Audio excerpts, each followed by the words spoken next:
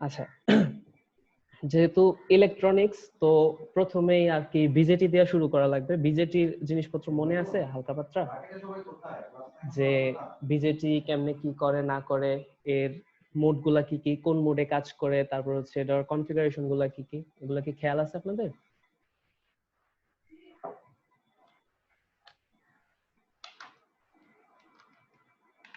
এগুলা পড়ানো হয় নাই স্যার। বিজেটি পড়ায় নাই? এরা বললে তো বিশ্বাস করবো না। এই পড়ানো হয়েছে স্যার। বিজেটি পড়ানো হয়েছে। হ্যাঁ আচ্ছা, হয়েছে তো। হ্যাঁ বিজেটি পড়ানো হয়েছে, এটা না বললে বিশ্বাস করবো না। 2 বিজেটি স্যার আছেই বাকি। আচ্ছা ঠিক আছে, দেখেন আপনার বিজেটি মেইনলি 3টা মোডে কাজ করে, ঠিক আছে? তো বললে হয়তো বা খেয়াল হবে, এমনিতে মনে নাই। একটা হচ্ছে আপনার অ্যাক্টিভ মোড, ঠিক আছে? একটা অ্যাক্টিভ মোড, হ্যাঁ স্যাচুরেশন মোড আর হ্যাঁ কাট অফ সুইচিং মোড আর হচ্ছে অ্যাক্টিভ স্যাচুরেশন আর কাট অফ। হ্যাঁ এই তো এখন আস্তে আস্তে মনে হইতেছে, ঠিক আছে? এই তিনটা আপনার হচ্ছে এই 3টা মোডে কাজ করে বিজেটি। তো আমরা মোটামুটি অ্যাক্টিভ মোড নিয়ে কথাবার্তা বলবো, যেহেতু হচ্ছে আমাদের কোর্সের মেইন জিনিসটা হচ্ছে আমার অপারেশনাল অ্যাম্পলিফায়ার, যেহেতু অ্যাম্পলিফিকেশন নিয়ে কাজ করতেছি। এবং বিজেটি অ্যাম্পলিফিকেশন করে কোন মোডে? অ্যাক্টিভ মোডে অবশ্যই, ঠিক আছে? আচ্ছা তাহলে হচ্ছে আমরা অ্যাক্টিভ মোড নিয়ে কথাবার্তা বলবো। আর 3টা কনফিগারেশন ছিল, মনে আছে? 3টা কনফিগারেশন কি কি? Common base, common emitter, common common collector. Collector. ঠিক আছে? এই 3টা, তো এই 3টা কনফিগারেশন আর হচ্ছে এই আর একটু বড় 3টা করে লিখলে ভালো হয় স্যার। আসলে ক্যামেরার জুম করার অপশন নাই, এটা যথেষ্ট বড় করে লিখতেছি, আপনারা দেখলে বুঝতে পারছেন। আচ্ছা সমস্যা নেই, ফিগার যখন আঁকবো তখন দেখতে পারবেন, সমস্যা নেই। এগুলা আর কি বেসিক কথাবার্তা, তো একটু বোঝার চেষ্টা করেন, শোনার চেষ্টা করেন, তাইলে হবে। আচ্ছা ঠিক আছে, তো ট্রানজিস্টরের অপারেশনটা মনে আছে আপনাদের, কিভাবে কাজ করে? জি স্যার, মনে আছে স্যার। হ্যাঁ একটু কেউ একজন ব্রিফ করতে পারবেন সবার উদ্দেশ্যে, সবার ক্লিয়ার হয়ে গেল? বলেন, একজন বলেন। স্যার কি বলবো স্যার? ট্রানজিস্টরের অপারেশনটা মানে মেইনলি ট্রানজিস্টরটা কেমনে কাজ করে?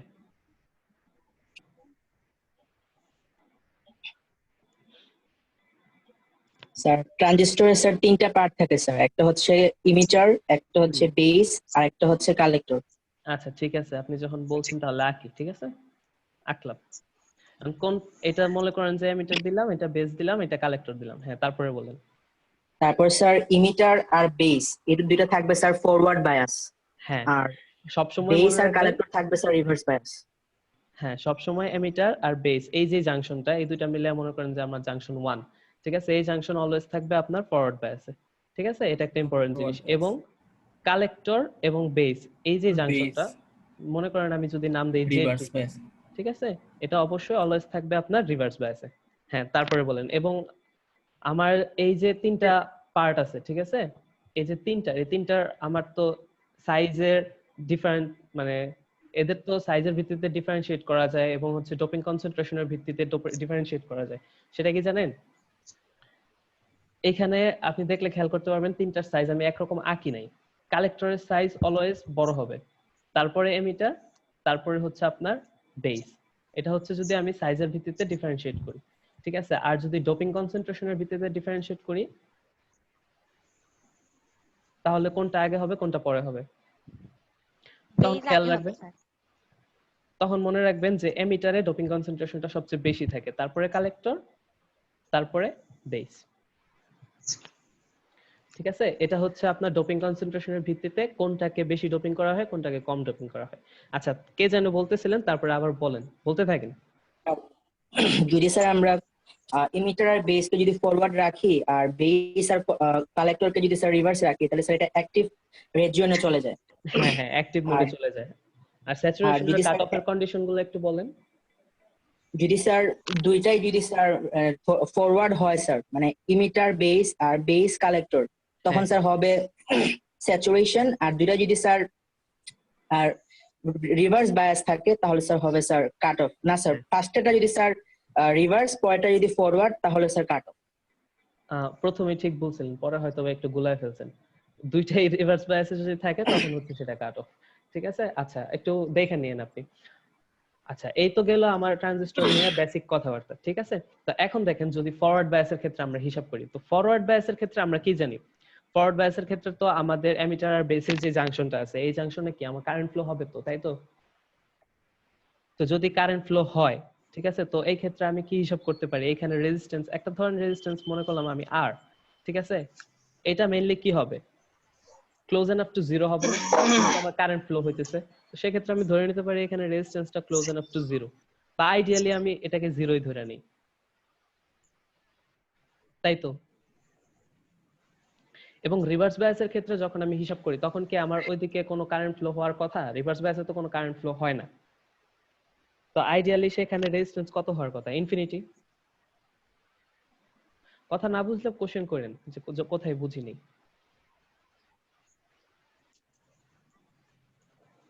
বুঝতে পারছেন? ফরওয়ার্ড বায়াসের ক্ষেত্রে যেহেতু কারেন্ট ফ্লো হচ্ছে সেহেতু আমার রেজিস্ট্যান্স এই জায়গায় কত থাকবে? আইডিয়ালি জিরো থাকার কথা। এবং রিভার্স বায়াসের ক্ষেত্রে যেহেতু আমার কোনো ধরনের কারেন্ট ফ্লো হচ্ছে না, সেক্ষেত্রে আমার রেজিস্ট্যান্সের ভ্যালু কত থাকার কথা? আইডিয়ালি ইনফিনিটি, মানে হিউজ একটা ভ্যালু, ঠিক আছে? তো সেই ক্ষেত্রে যদি আমি হিসাব করি, মনে করেন যে ধরেন এখানে আমি হিসাব করতেছি, তো ইনপুট একটা ভোল্টেজ দিলাম, এখানে আমার একটা রেজিস্টর আছে, ঠিক আছে? তো এই রেজিস্টরের ভ্যালু যদি আর হয়, ঠিক আছে, এবং আইডিয়ালি জিরো, তো আমি ধরলাম এটা একটা খুব কম ভ্যালু, ঠিক আছে? তো এইখানে ভি ইনপুট সমান সমান কত হবে? ধরেন এখান দিয়ে কারেন্ট ফ্লো হইতেছে আই, তো সেটা হবে আই আর, আমরা ইজিলি বুঝতে পারতেছি। এবং যদি আমি আউটপুট সাইডে চিন্তা করি, এখানে আরেকটা আমার রেজিস্টার আছে আর, যেটা রিভার্স বায়াসের ক্ষেত্রে আইডিয়ালি ইনফিনিটি হওয়ার কথা, কিন্তু আমরা মনে করেন যে এটা ধরে নিলাম যে অনেক বেশি, অনেক বড় একটা ভ্যালু, হিউজ একটা ভ্যালু। তো এই ক্ষেত্রে যদি সেম আই কারেন্টে ফ্লো হয় তাহলে ভি আউটপুট কত হবে? আই আর। এখন দেখেন, তো এই জিনিস, এই জায়গাটাতে আর এর ভ্যালু ছোট, আর এই জায়গাটাতে ক্যাপিটাল আর এর ভ্যালুটা বড়, তো আমি অবশ্যই ভি ইনপুটটা কি পাবো? ভি আউটপুটের চাইতে ছোট। তার মানে এখানে ঘুরে ফিরা ঘটনাটা কি দাঁড়ালো? আমি যদি এখানে ছোট একটা সিগন্যাল দেই ভি ইনপুট, তাহলে এই জায়গায় যে আমি আউটপুটটা পাবো সেটা আমার কি অ্যামপ্লিফিকেশন হচ্ছে? হচ্ছে স্যার। হ্যাঁ। হচ্ছে তো স্যার। হ্যাঁ, কথা বুঝতে পারছেন আপনারা জিনিসটা? জি স্যার, বুঝতে পারছি। এখানে হ্যাঁ রেজিস্টর, এগুলা তো ট্রানজিস্টরের ভিতরে রেজিস্টর না। হ্যাঁ, ট্রানজিস্টরের ভিতরে রেজিস্টর না, এই জায়গায় আমি বুঝাইতেছি, রেজিস্টর বলতে বুঝাইতেছি যে ফরওয়ার্ড বায়াসে কারেন্ট ফ্লো হওয়ার কথা, যেহেতু কারেন্ট ফ্লো হচ্ছে সেহেতু এই জায়গায় রেজিস্ট্যান্সটা কত থাকবে? জিরো থাকার কথা। যেহেতু কারেন্ট ফ্লো হচ্ছে তার মানে কি এখানে রেজিস্ট্যান্সটা জিরো। আর রিভার্স বায়াসে যেহেতু কারেন্ট ফ্লো আইডিয়ালি হচ্ছে না, ধরলেন।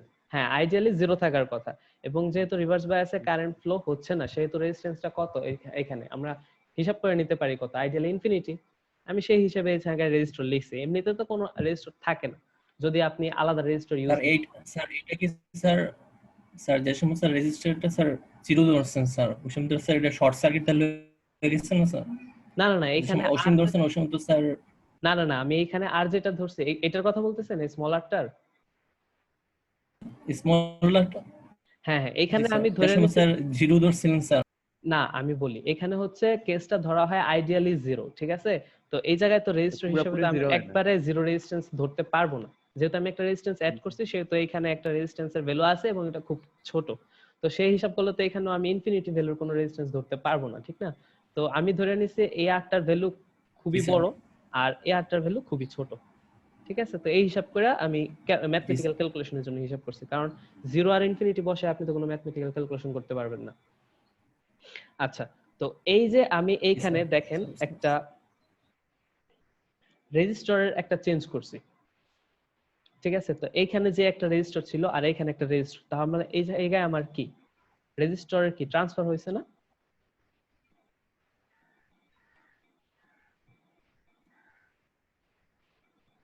রেজিস্টরের তো একটা ট্রান্সফার হয়েছে, তাই না? তো এই জি ট্রান্সফার স্যার। যে রেজিস্টর, ঠিক জি আছে, স্যার। এখান থেকেই মূলত আপনি বলতে পারেন যে ট্রানজিস্টর, এই ট্রানজিস্টরের নামকরণ করছি। বুঝতে পারছেন? ট্রানজিস্টরের মেইনলি বেসিক আইডিয়া মোটামুটি এইটুকু থাকলেই আমরা অপ এম্প মোটামুটি শুরু করতে পারবো।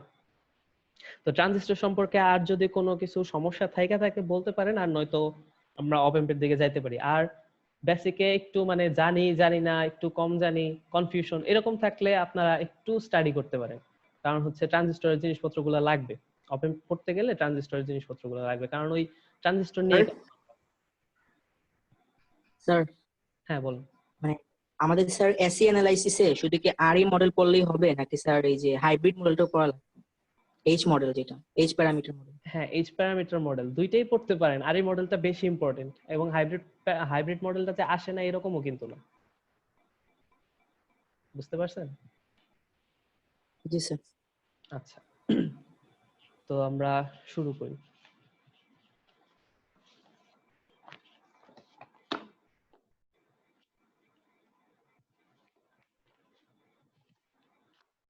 আচ্ছা দেখেন, যেহেতু অপ এম্প আমরা সংজ্ঞা থেকে শুরু করি, লেখা কি দেখা যায়? দেখা না গেলেও সমস্যা নেই, আমি মুখে ব্রিফ করতেছি।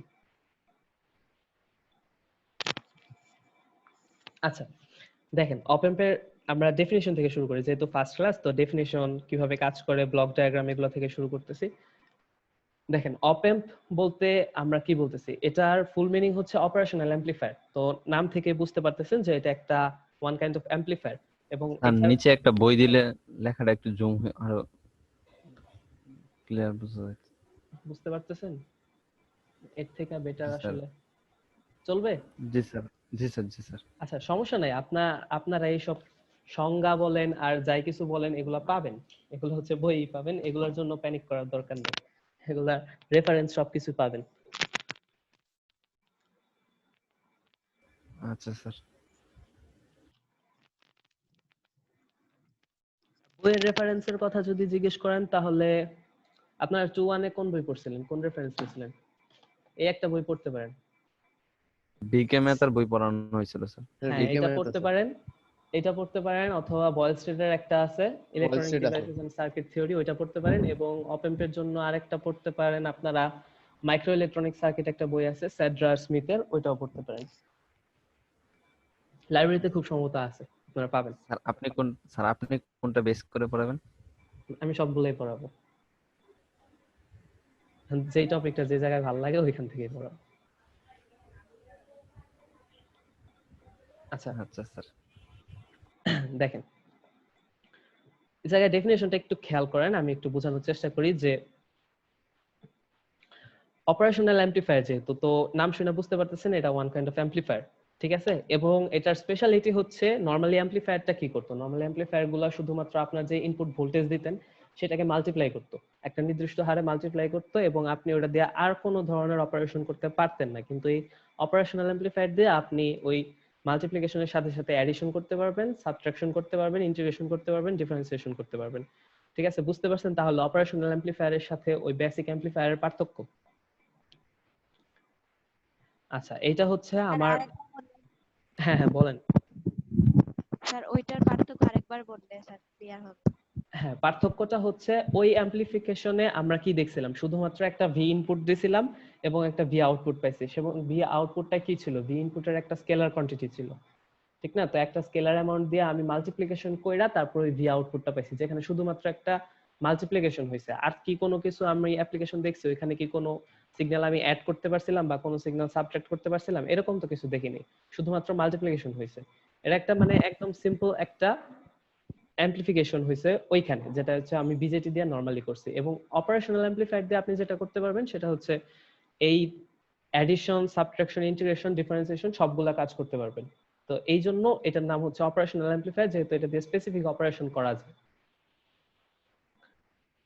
ক্লিয়ার? জি স্যার।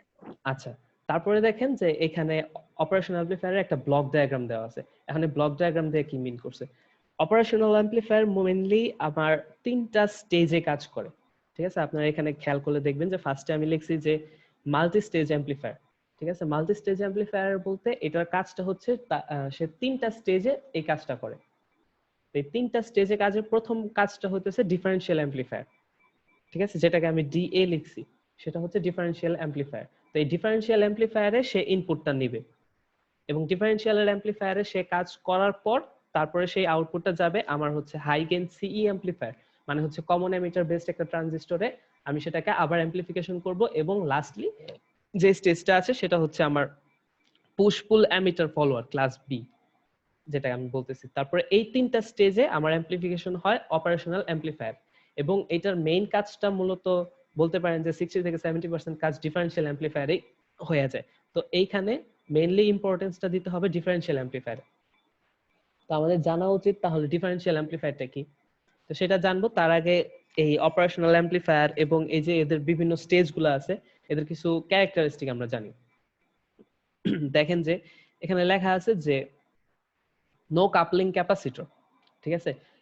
তার মানেটা কি? তার মানে হচ্ছে আমরা যে এই তিনটা স্টেজ অ্যাড করতেছি, এই যে ডিফারেনশিয়াল অ্যাম্পলিফায়ার, তারপরে যে আমরা কমন এমিটার বেসড একটা সি অ্যাম্পলিফায়ার যে ইউজ করতেছি, এই যে এখানে যেখানে হচ্ছে গেইনের জন্য আমরা এখানে ইউজ করতেছি, এবং তারপরে যে পুশ পুল এমিটার ফলোয়ার ইউজ করছি, মানে এমিটারের পরে আরেকটা স্টেজ অ্যাড করছি। এই তিনটা স্টেজের মাঝখানে কোনো ধরনের আমরা কাপলিং ক্যাপাসিটর ইউজ করব না। কারণ কাপলিং ক্যাপাসিটর ইউজ না করলে কি সুবিধা হইতেছে? কাপলিং ক্যাপাসিটর ইউজ না করার সুবিধা হচ্ছে আমরা এখানে ডিসিটাও ইউজ করতে পারতেছি, একই সাথে এসিটাও ইউজ করতে পারতেছি। ক্যাপাসিটর ইউজ করলে আমরা কি করতে পারতাম না বলেন তো? আর ডিসি ইউজ করতে পারতাম না। হ্যাঁ, ডিসি ইউজ করতে পারতাম না। যেহেতু আমরা কোনো কাপলিং ক্যাপাসিটর ইউজ করতেছি না, সেহেতু আমরা ডিসি এবং এসি দুইটাই ইউজ করতে পারবো। আচ্ছা, তা আরেকটা জিনিস খেয়াল করেন, এখানে হচ্ছে হাই ইনপুট ইম্পিডেন্স, মানে হচ্ছে এখানে যে আমি ইনপুট সাইডে ভি ইনপুট দিতেছি সেটা দিতেছি ডিফারেনশিয়াল অ্যাম্পলিফায়ারে।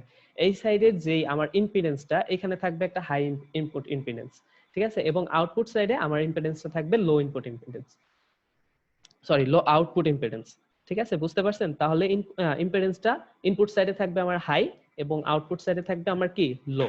এবং নরমাল ট্রানজিস্টরের ক্ষেত্রে আমরা কি দেখছিলাম?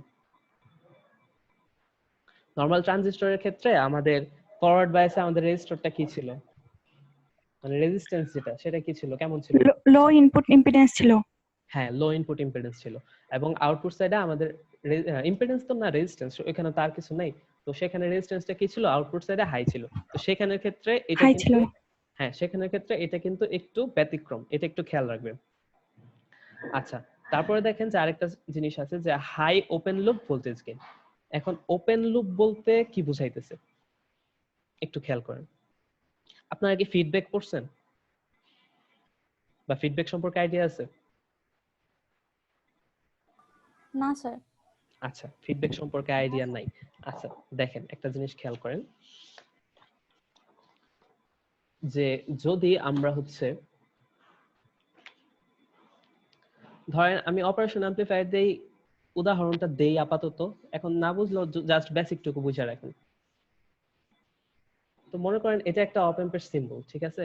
তো মনে করেন যে এখান দিয়ে আমি ইনপুট দিতেছি, এখান দিয়ে আউটপুট পাইতেছি, জাস্ট সিম্পল টুকু লজিক টুকু এখন বুঝেন, ঠিক আছে? তারপরে এই আউটপুটের কোনো অংশ, ঠিক আছে, আমি যদি আবার ইনপুটে প্রবেশ করাই, ঠিক আছে, আউটপুটের একটা অংশ আমি যদি ইনপুটে কোনো একটা পিন দেয়া প্রবেশ করাই, তখন এই জিনিসটাকে আমি বলতেছি ফিডব্যাক।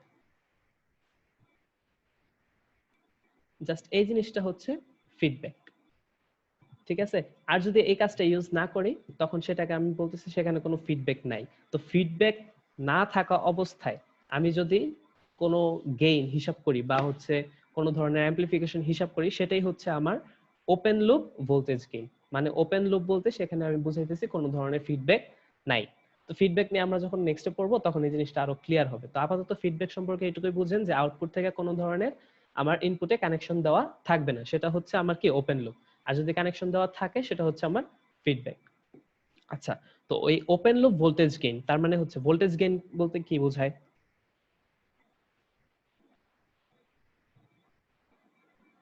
ভোল্টেজ গেইন সম্পর্কে আইডিয়া আছে? জি sir sir. Output voltage by input voltage. Output ইনপুটের রেশিও। হ্যাঁ, রেশিও যেটা সেটাই হচ্ছে গেইন। তো ওপেন লুপে আমি যখন কোনো ফিডব্যাক থাকবে না তখন যদি আমি ভোল্টেজ গেইনটা হিসাব করি তখন এই ভোল্টেজ গেইনটা থাকবে হাই, যেহেতু অ্যাম্পলিফিকেশন হচ্ছে সেহেতু হাই হওয়াটাই স্বাভাবিক, ঠিক আছে? আচ্ছা, গেল এইটুকু। তারপরে দেখেন যে আমি এখানে লিখছি যে অপারেটেড উইথ নেগেটিভ ফিডব্যাক। যদিও আমি ওপেন লুপে একটা হাই ভোল্টেজ গেইন পাই, কিন্তু তা মানে এটা সত্ত্বেও আমাদের অপ অ্যাম্পকে আমরা কি করি নরমালি, মানে জেনারেল কেসে আমরা এটাকে নেগেটিভ ফিডব্যাক কন্ডিশনে এটাকে অপারেট করাই। তার কারণ কি? তার কারণ হচ্ছে আমি যদি নেগেটিভ ফিডব্যাক কন্ডিশনে এটাকে অপারেট করাই তাহলে আমি এখানে একটা লার্জ ব্যান্ডউইথ পাই এবং একটা হচ্ছে আমার যে গেইনটা আছে এই গেইনের একটা স্ট্যাবিলিটি থাকে। বুঝতে পারছেন জিনিসটা? তো এইখানে শুধুমাত্র আমি যদি ওপেন লুপ ভোল্টেজ গেইন, যে হাই ওপেন লুপ ভোল্টেজ গেইনটা আছে, এটাকে যদি আমি স্যাক্রিফাইস করি, ঠিক আছে, তাহলে এখানে আমি কি পাইতেছি দেখেন দুইটা অ্যাডিশনাল আমি সুবিধা পাইতেছি। দুইটা অ্যাডিশনাল সুবিধার মধ্যে আমার একটা হচ্ছে আমি একটা লার্জ ব্যান্ডউইথ পাইতেছি এবং আমার যে গেইনের যে একটা স্টেবিলিটি, সেই স্টেবিলিটিটা পাইতেছি। এখন আপনি একটা নর্মাল সেন্সে চিন্তা করেন যে আমি মনে করেন যে একটা অপ এম্প ইউজ করলাম, ঠিক আছে, সেখানে আমি অনেক বড় একটা গেইন পাইলাম, ঠিক আছে। ধরেন আমি মিলি ভোল্ট রেঞ্জে আমি ইনপুট দিয়ে মনে করেন যে ভোল্ট রেঞ্জে আমি আউটপুট পাইলাম, ঠিক আছে, কিন্তু সেই আউটপুটটা আমি কোথাও ইউজ করতে পারলাম না, অথবা হচ্ছে আমার যে ব্যান্ডউইথে ইউজ করার কথা আমি সেই ব্যান্ডউইথে ইউজ করতে পারলাম না, এবং হচ্ছে আমার যে গেইনটা পাইছি সেই গেইনটা স্টেবল না, এক এক সময় আমি এক এক ভ্যালু পাচ্ছি। তো সেই হাই গেইন নিয়ে আমি কি করব আমি যদি এটাকে মানে স্টেবল ভাবে কোনো জায়গায় ইউজ করতেই না পারি, ঠিক আছে। তো এই সব কারণে হচ্ছে আমার অপ এম্পটাকে নেগেটিভ ফিডব্যাকে ইউজ করা হয় জেনারেল কেসে, ঠিক আছে, বুঝতে পারছেন? তো এগুলোই হচ্ছে মেইনলি ক্যারেক্টারিস্টিক। আচ্ছা, স্যার তারপরে হ্যাঁ হ্যাঁ বলেন। স্যার নেগেটিভ ফিডব্যাকটা কি? নেগেটিভ ফিডব্যাক, আচ্ছা নেগেটিভ ফিডব্যাক প্রশ্ন যখন করছেন, ফিডব্যাকটা তো দেখছেন, ফিডব্যাকটা হচ্ছে যদি আমি আউটপুট থেকে কোনো একটা অংশ ইনপুটে আনি, ঠিক আছে। Connection. এখন হচ্ছে অপ এম্পের দুইটা টার্মিনাল আছে, ঠিক আছে, একটা হচ্ছে ইনভার্টিং টার্মিনাল, একটা হচ্ছে নন ইনভার্টিং টার্মিনাল। এখন বললে আসলে একটু মানে কষ্ট লাগবে বুঝতে, কারণ হচ্ছে বেসিকটা এখনো যায়নি, ওদিকে যায়নি। তো এটুকু জানেন যে একটা টার্মিনাল হচ্ছে ইনভার্টিং, একটাকে মাইনাসে প্রকাশ করি, একটাকে প্লাসে প্রকাশ করি, ঠিক আছে। আচ্ছা করুন। তো যদি হচ্ছে আমি এই ফিডব্যাকটা ইনভার্টিং এ মানে মাইনাসে প্রবেশ করে তখন সেটা হচ্ছে নেগেটিভ ফিডব্যাক, আর যদি পজিটিভে নেই তাহলে সেটা হচ্ছে পজিটিভ ফিডব্যাক, বুঝতে পারছেন? বুঝতে এটা হচ্ছে পারছি। সিম্পল ভাবে বুঝে রাখেন। তো নেক্সটে যখন ডিটেইলস বুঝলাম। পড়বো তখন হচ্ছে বুঝবেন। আচ্ছা আচ্ছা, তারপরে দেখেন যেহেতু আমরা বলছি যে আমাদের অপ এম্পটা কি করে, তিনটা স্টেজে কাজ করে। তো তিনটা স্টেজের প্রথম স্টেজটা হচ্ছে আমার কি ডিফারেনশিয়াল অ্যামপ্লিফায়ার। তো ডিফারেনশিয়াল অ্যামপ্লিফায়ারটা দেখেন কি, তো ডিফারেনশিয়াল অ্যামপ্লিফায়ারটা হচ্ছে একটা সার্কিট যেটা কি কাজ করে, যেটা হচ্ছে দুইটা ইনপুট সিগন্যাল নিবে এবং সে কি করবে ওই দুইটা ইনপুট সিগন্যালের যে ডিফারেন্সটা আছে সেই ডিফারেন্সটাকে সে অ্যামপ্লিফাই করবে, ঠিক আছে, বুঝতে পারছেন? আবার একটু দেখেন যে আমার ডিফারেনশিয়াল অ্যামপ্লিফায়ার হচ্ছে কয়টা ইনপুট নেবে, দুইটা ইনপুট সিগন্যাল নেবে এবং দুইটা ইনপুট সিগন্যালের মধ্যে যে ডিফারেন্সটুকু আছে সেই ডিফারেন্সটুকুকে সে অ্যামপ্লিফাই করবে। ব্লক ডায়াগ্রামটা যদি দেখেন তাহলে আরো ক্লিয়ার হয়ে যাবে। দেখেন একটু খেয়াল করেন, এটা হচ্ছে ডিফারেনশিয়াল অ্যামপ্লিফায়ারের আমার একটা ব্লক ডায়াগ্রাম, এটা খেয়াল করেন। তো এখানে আমি মনে করেন যে দুইটা ইনপুট দিলাম V1 আর V2, ঠিক আছে। তো এই V1 আর V2 ডিফারেন্স কত হবে, V1 মাইনাস V2। এখন যদি এটাকে আমি অ্যামপ্লিফাই করি, তো এটাকে অ্যামপ্লিফাই করার সবচেয়ে মানে ম্যাথমেটিক্যালি লেখার সবচেয়ে ইজি ওয়ে কি, এটার সাথে একটা গেইন যদি যোগ করে গুণ করে দেই, ঠিক আছে, তাহলে তো সেটা অ্যামপ্লিফিকেশন ফর্মে আছে, বুঝতে পারছেন? তখন হচ্ছে এই জিনিসটাকে আমি বলতেছি ডিফারেনশিয়াল অ্যামপ্লিফায়ার। কারণ সে এখানে কি করছে দেখেন, আমি দুইটা ইনপুট নিছি V1 আর V2, এই V1 আর V2 ডিফারেন্স যেটা V1 মাইনাস V2 এইটাকে সে অ্যামপ্লিফাই করছে। আর নরমাল কেসে আমি নরমালি অ্যামপ্লিফায়ার দিয়ে আমি কি কাজ করতাম, নরমালি অ্যামপ্লিফায়ার দিয়ে আমি কাজ করতাম হচ্ছে আমার যেই ইনপুট সিগন্যালটা দিতাম সেটাকে সে সরাসরি অ্যামপ্লিফাই করে ফেলতো। তো এই ডিফারেনশিয়াল অ্যামপ্লিফায়ারের সাথে ওইটার পার্থক্য হচ্ছে ডিফারেনশিয়াল অ্যামপ্লিফায়ার কয়টা ইনপুট নেয়, দুইটা, এবং সেই দুইটা ইনপুটের ডিফারেন্সটাকে সে কি করে মাল্টিপ্লাই করে, সরি অ্যামপ্লিফাই করে, মাল্টিপ্লাই করে যে কোনো একটা গেইন দিয়ে, সেটাই হচ্ছে অ্যামপ্লিফিকেশন। বুঝতে পারছেন ডিফারেনশিয়াল অ্যামপ্লিফায়ারটা কি? জি স্যার। আচ্ছা, এখন দেখেন ডিফারেনশিয়াল অ্যামপ্লিফায়ারের বেসিক সার্কিটটা কিভাবে কি স্যার হচ্ছে। গেইন হ্যাঁ হ্যাঁ বলেন। স্যার গেইন দিয়ে মাল্টিপ্লাই করে। হ্যাঁ, এই যে গেইন যেটা হচ্ছে আপনার হচ্ছে এই যে এ যেটা, এটা হচ্ছে গেইন। আপনারা এই যে একটু আগে জিজ্ঞেস করলাম না যে গেইনটা কি, সেটা হচ্ছে যে আপনারা বললেন যে স্যার আউটপুট বা ইনপুটের রেশিও। হ্যাঁ বলেন বলেন। ইউজ করছে বুঝি নাই, আরেকবার বলেন। গেইন।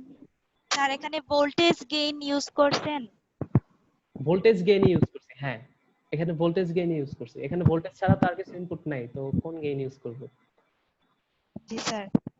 হ্যাঁ বুঝতে পারছি। আচ্ছা দেখেন তাহলে বেসিক সার্কিট অফ ডিফারেনশিয়াল অ্যামপ্লিফায়ারে দেখেন এখানে আমি কি করছি, এখানে দুইটা ভোল্টেজ সোর্স আছে খেয়াল করেন, একটা হচ্ছে প্লাস ভিসিসি, একটা হচ্ছে মাইনাস ভিইই।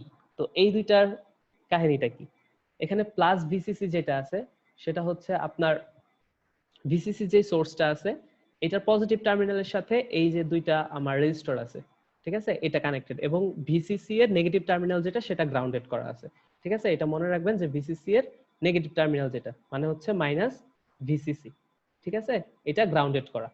আচ্ছা, আর হচ্ছে নিচে দেখেন যে মাইনাস ভিইই আছে, ঠিক আছে, তার মানে কি এটার যে পজিটিভ টার্মিনাল প্লাস ভিইই ঠিক আছে, এই টার্মিনালটা গ্রাউন্ড করা। ঠিক আছে, তার মানে এখানে যে দুইটা টার্মিনাল পাইলাম আমি মাইনাস ভিসিসি আর প্লাস ভিইই, এই দুইটা টার্মিনাল কোথায় গেছে? গ্রাউন্ডে। এটা ফার্স্টে খেয়াল রাখেন। ঠিক আছে, আচ্ছা তারপরে দেখেন এখানে আমি দুইটা রেজিস্টর ইউজ করছি, RC1 এবং RC2। ঠিক আছে, এবং এখানে আমি দুইটা ট্রানজিস্টর ইউজ করছি, Q1 এবং Q2, এবং লাস্টে একটা এমিটারে মানে দুইটার এমিটার কনফিগারেশনে আমি কি ইউজ করছি? একটা রেজিস্টর ইউজ করছি, সেটা হচ্ছে RE। তো এখানে কিছু ক্যারেক্টারিস্টিক আছে, দেখেন এখানে জিনিসটা হচ্ছে আমি যে দুইটা ট্রানজিস্টর ইউজ করছি Q1 এবং Q2, এই দুইটা ট্রানজিস্টর হইতে হবে আইডেন্টিক্যাল। এই যে এখানে আমি লিখছি Q1 আর Q2 আইডেন্টিক্যাল। আইডেন্টিক্যাল এর মানে কি কেউ বলতে পারবেন?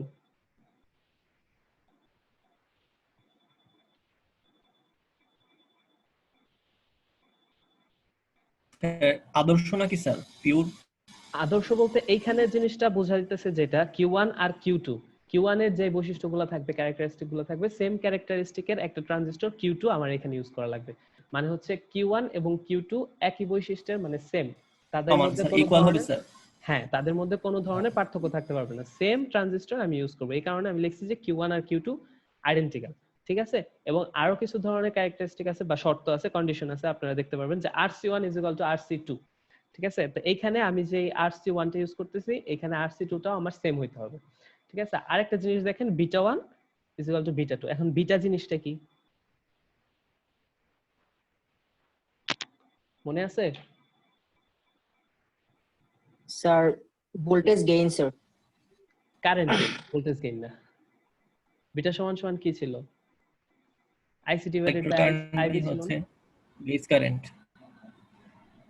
হ্যাঁ, বিটা সমান সমান আইসি ডিভাইডেড বাই আইবি ছিল না? তো এটা একটা কি কারেন্ট গেইন না, যেহেতু কারেন্টের রেশিও। জি স্যার। হ্যাঁ, এবং একটা ট্রানজিস্টরের ক্ষেত্রে কিন্তু এই ভিটা ভ্যালুটা অনেক ইম্পর্টেন্ট। ট্রানজিস্টরের ক্ষেত্রে আমরা ভিটা ভ্যালুটা সবসময় কনসিডার করি। একটা ট্রানজিস্টরের ক্ষেত্রে দেখবেন যে আপনার ভিটা ভ্যালু নরমালি 20 থেকে শুরু হয়ে 500 পর্যন্ত থাকতে পারে। ঠিক আছে, তো এই ভিটা ভ্যালুটা ডিপেন্ড করে ট্রানজিস্টর টু ট্রানজিস্টর, এই ভিটা ভ্যালুটা ভ্যারি করে, এবং এই কারণে এই ভিটা ভ্যালুটা এই জায়গায় মেনশন করে দেওয়া আছে যাতে Q1 এবং Q2 এর মধ্যে এই ভিটা ভ্যালুটা সেম থাকে, অথবা হচ্ছে কাছাকাছি থাকে, খুব বেশি ডিফারেন্স যেন না থাকে। যদি খুব বেশি ডিফারেন্স থাকে তাহলে কি Q1 আর Q2 আমার কি হবে না? আইডেন্টিক্যাল হবে না। যেহেতু আইডেন্টিক্যাল হবে না, তখন কি আমি ফার্দার কোনো ধরনের অ্যাপ্লিকেশন এখানে করতে পারবো না। বুঝতে পারছেন?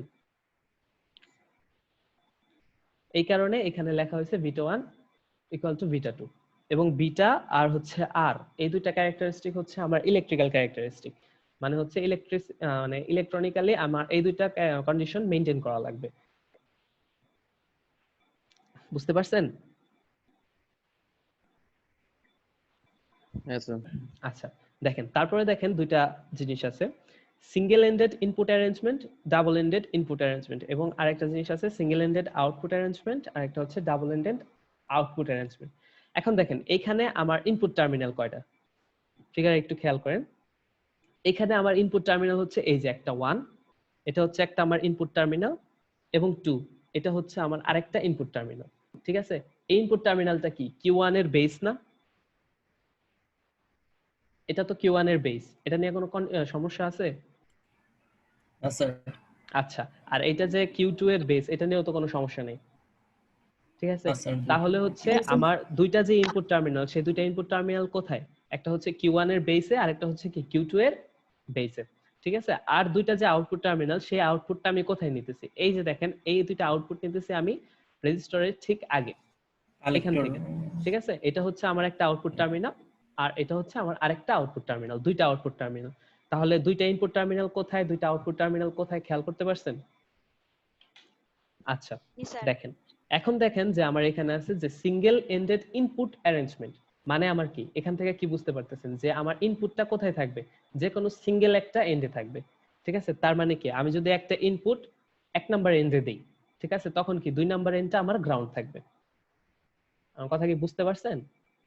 যদি হচ্ছে আমি 1 নাম্বার এন্ডে কোনো একটা ইনপুট দেই, তখন আমার 2 নাম্বার এন্ডটা কি থাকবে?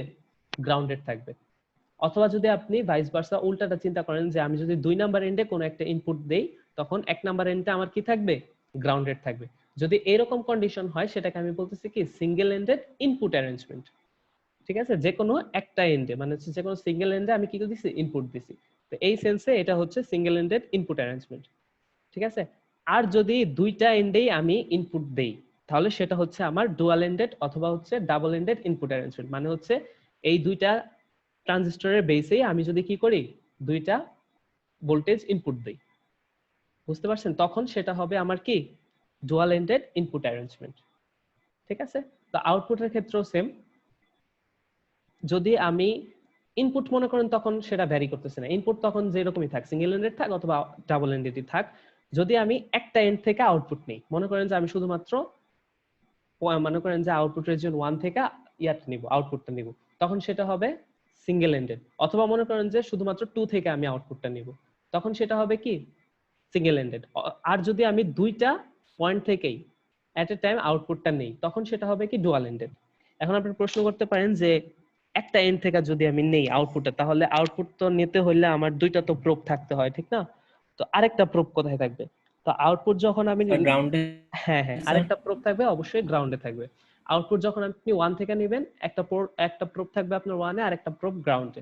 আর যখন 2 থেকে নেবেন, একটা প্রোব 2 তে, আরেকটা গ্রাউন্ডে, ঠিক আছে। আর যখন আপনি দুইটা থেকেই একই সাথে আউটপুট নেবেন, তখন কি একটা 1 এ একটা 2 তে। দুইটাই লাগাতে হবে, হ্যাঁ দুইটাই লাগাতে দুইটাই, হবে, একটা 1 এ একটা 2 তে। তখন হচ্ছে আপনি সিমুলটেনিয়াসলি দুইটা থেকে আউটপুট নিতে পারতেছেন। তাহলে বুঝতে একটা পারছেন? প্রশ্ন করি। হ্যাঁ হ্যাঁ বলেন। এখানে ইন্ডেড বলতে এই যে শব্দটার মানে সিঙ্গল ইন্ডেড।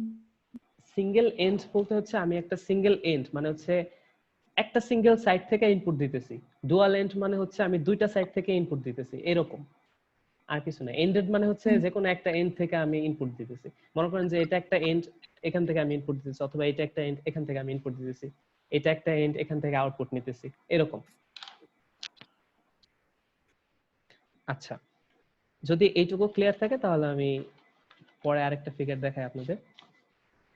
এই যে দেখেন, তো এটাকে যদি আমি এইভাবে সিম্বল দিয়ে আঁকি তাহলে হচ্ছে এরকম হয়। দেখেন, ডিফারেনশিয়াল অ্যামপ্লিফায়ার একটা হচ্ছে ট্রায়াঙ্গেলের মতো, এবং এটার ইনপুট প্রোব দুইটা। যেহেতু আমি কি বলছি, এটা দুইটা ইনপুট নেয়, এবং সে কি করে, মনে করেন যে তাদের কি করে, এই দুইটা ইনপুটের ডিফারেন্সটাকে অ্যামপ্লিফাই করে, ঠিক আছে। তো এখন আমি আউটপুটটা কি করতে পারবো, এই দুইটা থেকেও নিতে পারবো, অথবা 1 থেকে অথবা 2 থেকে, যে কোনো একটা থেকে নিতে পারবো, স্যার বুঝতে পারছেন? 1 2 যদি হ্যাঁ পোর্ট লাগাই স্যার, তাহলে আমাদের যে আউটপুটটা দেখাবে ওটা কি ইন্ডিভিজুয়ালি 1 পোর্টের জন্য একটা আউটপুট, 2 পোর্টের জন্য আরেকটা আউটপুট, না যখন দুইটাকে মিক্সিং করে আউটপুট দেখাবে? যখন আপনি 1 এ কানেক্ট করবেন, আউটপুট পোর্ট যখন আপনি 1 থেকে নেবেন, তখন আপনি 1 এ যে আউটপুটটা আছে সেটা দেখতে পারবেন। যদি আপনি 2 তে কানেক্ট করেন, তখন 2 নাম্বার পোর্টে যে আউটপুটটা আছে সেটা দেখতে পারবেন। আর যদি আপনি 1 আর 2 একসাথে কানেক্ট করেন, তখন 1 আর 2 মিলায়া যে আউটপুটটা আছে তখন ডিফারেন্সটা। সেটা দেখতে পারবেন। হ্যাঁ, এটা নিয়ে আপনি অপারেশনে যখন যাব তখন দেখতে পারবেন যে কোনটাতে কি ইনপুট দিলে কি আউটপুট আসতেছে, এটা দেখতে পারবেন, সমস্যা নেই। আপনি যে প্রশ্ন করছেন সেটার ডিটেইলস আলোচনা করব এই কোর্সে আছে। তো আজকে জি স্যার। বেসিক হিসেবে ক্লাস এইটুকুই, কারণ হচ্ছে এরপরে অপারেশন যেটা আছে এটা শুরু করলে আসলে 30 মিনিটের কমে থামবে না। তো সেই কারণে আজকে শুরু করতে চাইতেছি না। তো এইটুকুর মধ্যে কারো কোনো প্রশ্ন থাকলে বা জানার কিছু থাকলে জিজ্ঞেস করতে পারেন।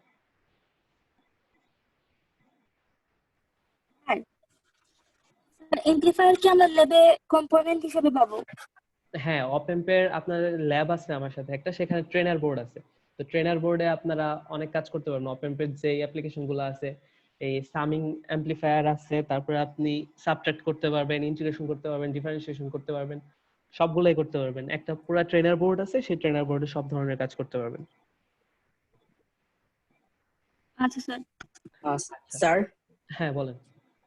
স্যার আমরা অপেন মানে কোন কোন জায়গাতে ব্যবহার করি, মানে কোন কোন সার্কিটে? এই যে বললাম, যে জায়গায় আমার হচ্ছে এই কেসগুলো আমার দরকার পড়তেছে, ধরেন আপনার কোনো জায়গায় একটা সিগন্যাল আপনার অ্যামপ্লিফাই করা লাগতেছে এবং সেটা হচ্ছে আপনার দুইটা সিগন্যালকে সাম করা লাগতেছে, তখন আপনি অপারেশনাল অ্যামপ্লিফায়ার ইউজ করবেন। অথবা হচ্ছে দেখা গেল যে আপনার একটা সিগন্যাল ইন্টিগ্রেট করা লাগতেছে, তখন আপনি অপারেশনাল অ্যামপ্লিফায়ার ইউজ করবেন। অথবা ডিফারেন্সিয়েট করা লাগতেছে, তো শুধুমাত্র কিন্তু আপনি নরমাল ট্রানজিস্টর দিয়ে আপনি কি করতে পারতেছেন, জাস্ট গেইন পাইতেছেন, একটা মাল্টিপ্লিকেশন করতে পারতেছেন। কিন্তু যদি আপনি স্পেসিফিক কাজের জন্য আসেন, তখন হচ্ছে আপনার অপারেশনাল অ্যামপ্লিফায়ার ইউজ করা লাগতেছে। সেটা হচ্ছে প্রথমে যেটা বললাম, যে সাবট্রাক্ট, সাবট্রাক্টস, তারপর হচ্ছে অ্যাডিশন, ইন্টিগ্রেশন, ডিফারেন্সিয়েশন, মাল্টিপ্লিকেশন তো হচ্ছেই।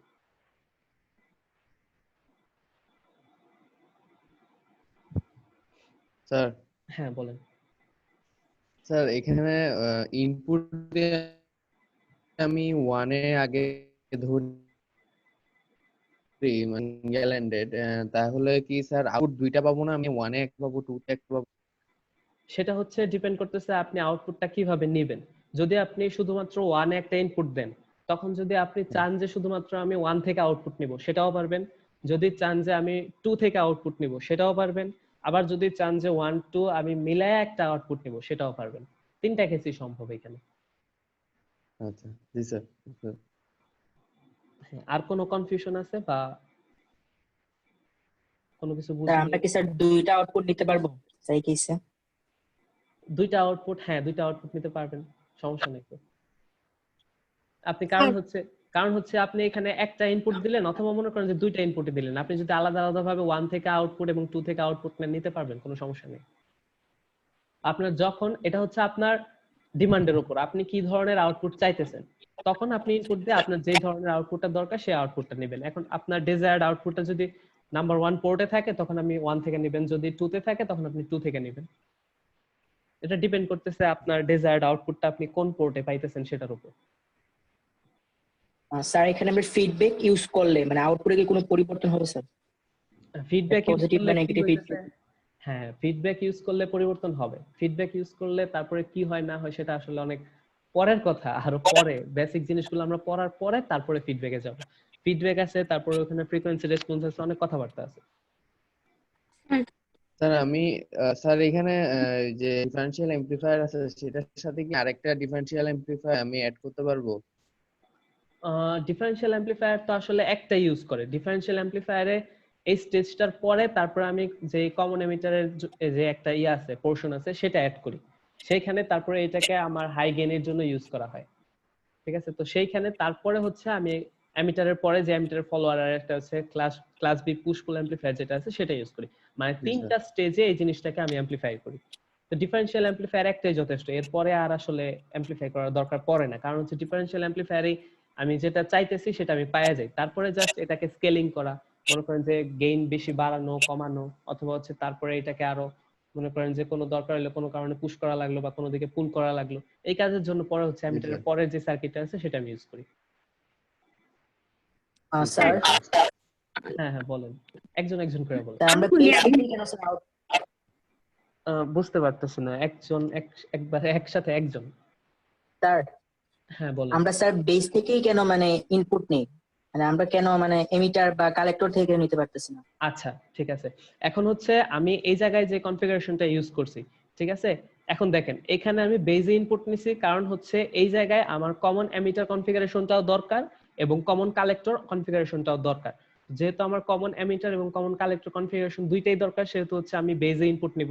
কারণ হচ্ছে কমন এমিটার এবং কমন কালেক্টরের জন্য আমার ইনপুট কোথায় নিতে হয়? বেজে। এখানে আমি কমন কালেক্টর কনফিগারেশনটা ইউজ করব এবং কমন এমিটার কনফিগারেশনটাও ইউজ করব, এই কারণে হচ্ছে আমি বেজে ইনপুট নিতেছি। আচ্ছা, এটা যখন আমি অপারেশনে যাব তখন হচ্ছে আপনারা এটা ক্লিয়ার বুঝতে পারবেন যে কি কারণে আমি আসলে বেজে ইনপুট মানে নিচ্ছি। স্যার আমরা চাইলে স্যার যে কোনো জায়গা থেকে ইনপুট নিতে পারবো, বেস হোক এমিটার হোক? না না না, যে কোনো জায়গা থেকে ইনপুট নিতে পারবেন না। আমি কি বললাম যে এইখানে আমি কমন এমিটার এবং কমন কালেক্টর এই দুইটা কনফিগারেশন ইউজ করব, এবং কমন এমিটার এবং কমন কালেক্টর কনফিগারেশন ইউজ করার জন্য আমি ইনপুট কোথায় নিতাম? বেজে নিতাম। তো সেই কারণে হচ্ছে আমি বেজে ইনপুটটা নিছি, যেহেতু এখানে আমার কি কমন কালেক্টর এবং কমন এমিটার এই দুইটা কনফিগারেশন আমার দরকার, এই কারণে আমি বেজে ইনপুট নিছি। স্যার এটা ফিক্স তাই না স্যার? হ্যাঁ এটা মানে আর কোনো? না না না, আর কোনো না, এটা ফিক্সড। আমার কমন এমিটার আর কমন কালেক্টর কনফিগারেশনটা লাগবে, এই কারণে হচ্ছে আমি বেজ ইনপুট নিছি। আচ্ছা, আর কে যেন কি বলতেছিলেন? স্যার হ্যাঁ বলেন স্যার বলেন, শুনতেছি।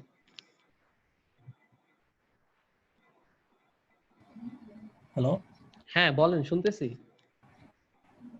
স্যার, যে সময় স্যার আমরা সিম্পল একটা ট্রানজিস্টর নিছিলাম, মানে এখানে হচ্ছে জাস্ট দুইটাই হবে, কমন কালেক্টর দুইটা হয়ে যাবে আর ইনপুট সবসময় বেসই থাকবে। হ্যাঁ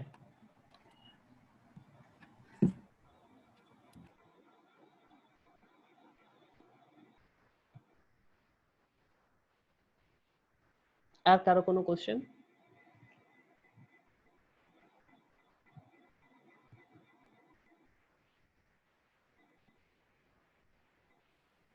স্যার হ্যাঁ বলেন। স্যার এখানে স্যার আউটপুটে যে 1 নাম্বার যে পিন, মানে এখানে স্যার মানে আউটপুট সিগন্যালটা উল্টা কেন হলো স্যার? আর হ্যাঁ 2 সেটা তে স্যার আসলে কেন? হ্যাঁ এটা তো আমি অপারেশন তো এখনো পড়াই নাই, পড়াইলে তারপরে আপনি এটা প্রশ্ন করতে পারেন। আমি তো এখনো পড়াই নাই অপারেশনটা, আমি এটুকু পর্যন্ত পড়াইছি। অপারেশনটা বলছি যে আগামী ক্লাসে পড়াবো, কারণ হচ্ছে অপারেশন শুরু করলে আধা ঘন্টা লাগবে মোটামুটি আমার এটা বোঝাতে। কারণ হচ্ছে আপনার সিঙ্গেল এন্ডেড ইনপুটের ক্ষেত্রে অপারেশন আছে, ডাবল এন্ডেড ইনপুটের ক্ষেত্রে অপারেশন আছে, সিঙ্গেল এন্ডেড আউটপুটের ক্ষেত্রে অপারেশন আছে, সিঙ্গেল এন্ডেড মানে ডুয়াল এন্ডেড আউটপুটের ক্ষেত্রে অপারেশন আছে। তো এখানে দুইটা টোটাল 4টা কম্বিনেশন, সবগুলো আসলে বলতে গেলে আজকে আসলে সময় কুলাবে না। সেই কারণে আমি চাইতেছি যে আগামী দিন শুরু করতে, একসাথে সবগুলো অপারেশন করলে আপনাদেরও ভালো হবে, সুবিধা হবে, আমার বুঝাইতে সুবিধা হবে।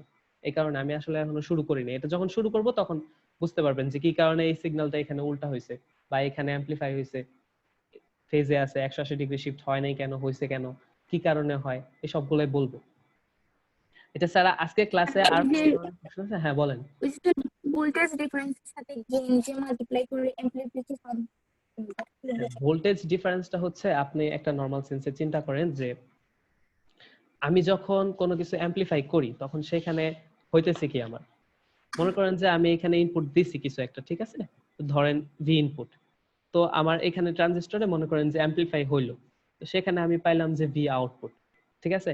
এখন যে আমার ভোল্টেজ গেইনটা, তো গেইনটা আমি কিভাবে লিখি? আউটপুট বাই ইনপুট, ঠিক না? তো এটাই তো আমার গেইন। তো আমি যদি এখন ইনপুট হিসাবে লিখি, ঠিক আছে, তখন আমি কি লিখতে পারবো বলেন? এই যে ভি আউটপুট সমান সমান কি লিখতে পারবো? এ ভি আই লিখতে গেইন পারি ইনটু না? ইনপুট। হ্যাঁ, জি এ স্যার। ভি আই লিখতে পারি না, এবং আর আমার এই এটা কি, এই গেইনটা না, যে আমার কি পরিমাণ জি অ্যামপ্লিফাই হইছে, ঠিক আছে। তো এই জিনিসটাই আমি জাস্ট ওইখানে লিখছি, এবং এইখানে ভিআই এর জায়গায় আমি তখন কি লিখছিলাম? ভি1 মাইনাস ভি2 লিখছিলাম, যেটা হচ্ছে আমার ওই যে দুইটা ইনপুটের ভোল্টেজ ডিফারেন্স। ডিফারেন্স ছিল, জাস্ট আর কিছুই না। ধরেন এটা আমার ভি1 ছিল, এটা ভি2 ছিল, জাস্ট এই দুইটার ডিফারেন্স হচ্ছে ভি1 মাইনাস ভি2। জাস্ট ভি ইনপুটের জায়গায় আমার দুইটা ইনপুটের ডিফারেন্সটাকে সে অ্যামপ্লিফাই করবে। এখন বুঝতে পারছেন? জি স্যার। আচ্ছা, তো আর কারো কোনো জানার? আর এখানে স্যার দুইটা ট্রানজিস্টর কি স্যার অ্যাক্টিভ রিজনে থাকবে নাকি স্যার অন্য কোনো রিজনে থাকতে পারে?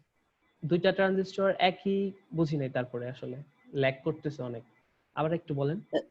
স্যার দুইটা ট্রানজিস্টর মানে অ্যাক্টিভ রিজনে থাকবে নাকি স্যার?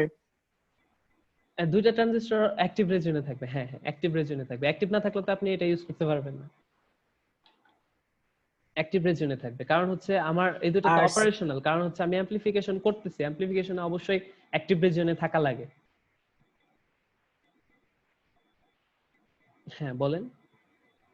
আর স্যার যে ডিসি যে ভ্যালুগুলো আছে মানে এই যে আহ, এখানে স্যার এসি ভ্যালু কি কোনো স্যার চেঞ্জ করবে এর রেফারেন্স পয়েন্ট গুলা বা এরকম?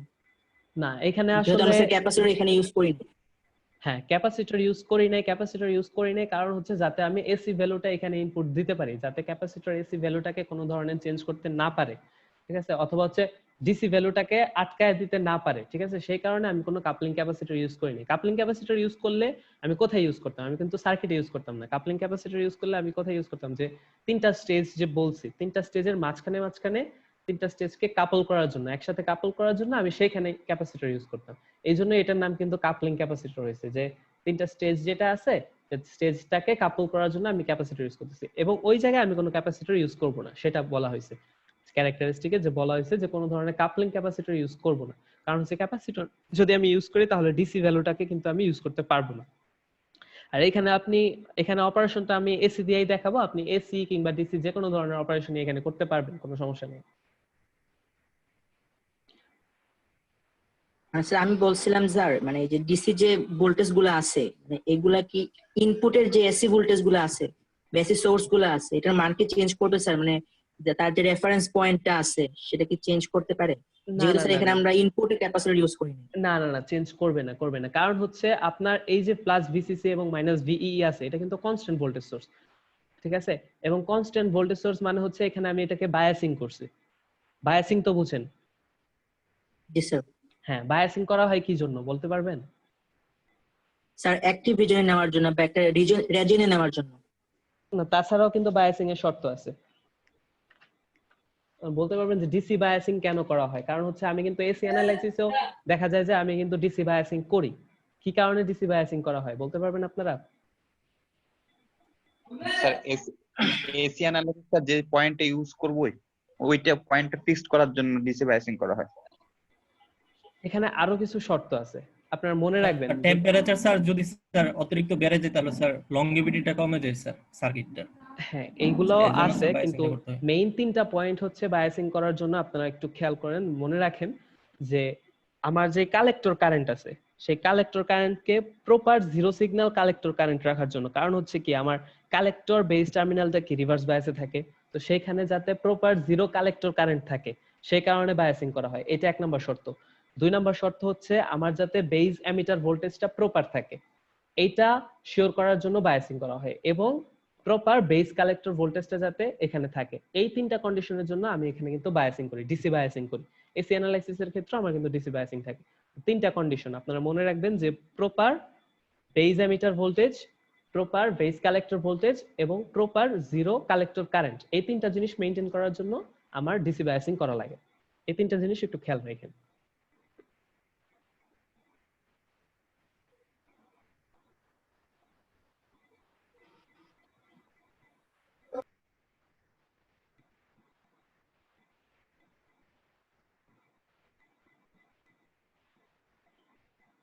আচ্ছা, আর কারো কোনো কিছু জানার আছে বলেন।